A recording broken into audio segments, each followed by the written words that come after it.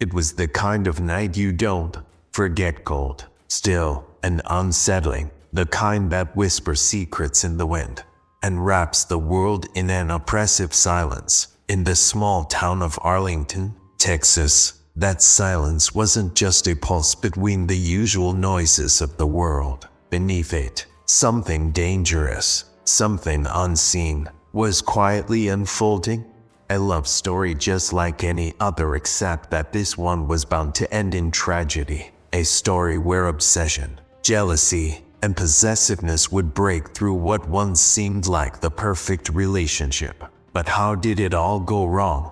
Hannah Carter, a 23-year-old woman with dreams in her eyes and a future ahead of her, found herself trapped in the most unlikely place, in a love that began with tenderness, yet morphed into something unrecognizable, something dangerous. What happens when the love we trust turns into a weapon? When the affection that should protect us becomes the very thing that threatens our lives?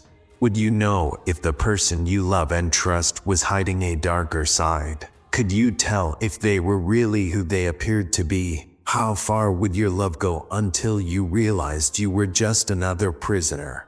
Could anyone have warned Hannah that her perfect life would shatter into a nightmare? Can someone ever truly escape the grip of obsession once it has tightened its hold? Welcome to Legends and Lessons, a space where even the darkest, most tragic stories hold truths that need to be told. They're more than just stories. They're lessons that remind us of the choices we must make, the dangers lurking in the shadows, and how easy it is to ignore the signs right in front of us. Today, we step into the life of Hannah Carter, a young woman who paid the ultimate price for someone else's twisted notion of love. The lessons from her tragic end are powerful, chilling, and possibly life-saving. Script body. Hannah had always been that girl, bright-eyed, ambitious, and eager to create a life full of promise. The kind of person who made her friends laugh and her family proud. But it was in a quiet, unassuming diner in Arlington where her life would meet Mark Reynolds. That night was supposed to be just another chance meeting, but from that moment, everything began to change. Mark was exactly what she needed: a charming, charismatic, and seemingly thoughtful man who swooped in like a knight in shining armor. He swept her off her feet with his charm, depths, efforts, constant attention. In the beginning, he was everything Hannah wanted. It was the kind of whirlwind romance we all dream of. And yet, slowly, as time passed, she realized there was a darkness beneath that shining surface.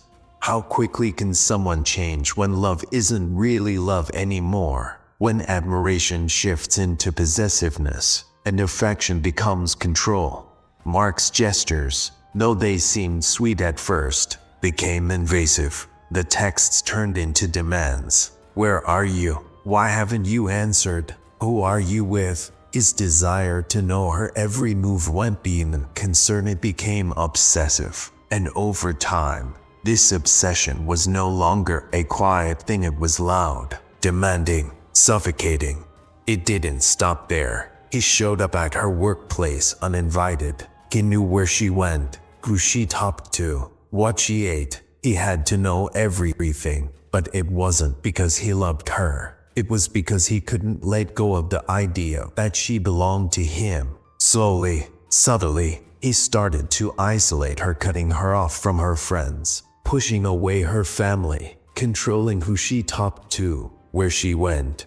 Do you think it would be easy to walk away from someone who loved you, but was really trapping you in a life of control? Or does the affection, as suffocating as it may seem, still make you feel connected to them?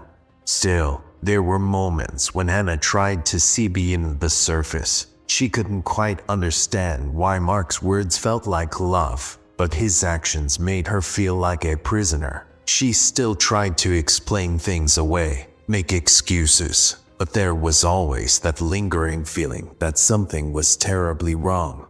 In January of 2022, everything began to unravel. Slowly, secretly, Hannah began to prepare to escape. Quietly, without telling anyone, she made plans to leave him. But Mark was always watching, always lurking, sensing her intentions before she could act on them. And one night, after telling her best friend Jessica about her plan, she thought she'd finally found her way out. She had to get away, but the moment she decided to end it all, Mark decided the fate of her future in the most violent way possible.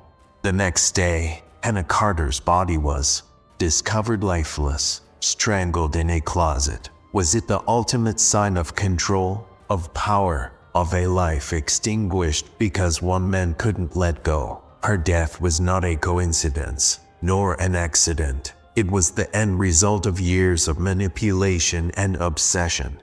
When Mark Reynolds was arrested and questioned, he showed no regret. His response, "I couldn't let her go. She was all I had." Those words, chilling, haunting, the twisted belief that love could justify taking someone's life. Every shred of evidence pointed to one terrifying truth. This was not just about a romantic relationship gone wrong. This was about stalking, manipulation, and control gone too far. His relentless need to possess her had led to her death. It was a love story turned into a horror story. But here's the bigger question. Could it have been stopped? Were there signs others ignored? Moments when someone could have intervened? Were there pieces of this twisted puzzle that could have been seen before it was too late? Trial after trial, more dark details emerged. From disturbing journal entries to text messages, from DPS tracking her every move to public encounters, where he tried to force his way into her life. It all became clear. Hannah Carter had not just been loved, she had been owned. As we uncovered the pain, the manipulation, and the ultimate tragedy of Hannah's story, we must ask ourselves, what does this teach us about relationships, about control, about knowing the people around us? And most of all, do we recognize the dangerous lie between love and obsession before it's too late? The truth behind this tragic ending still lingers. Can we ever really know the person we love? Or are we too susceptible to losing ourselves in the very thing we think will save us?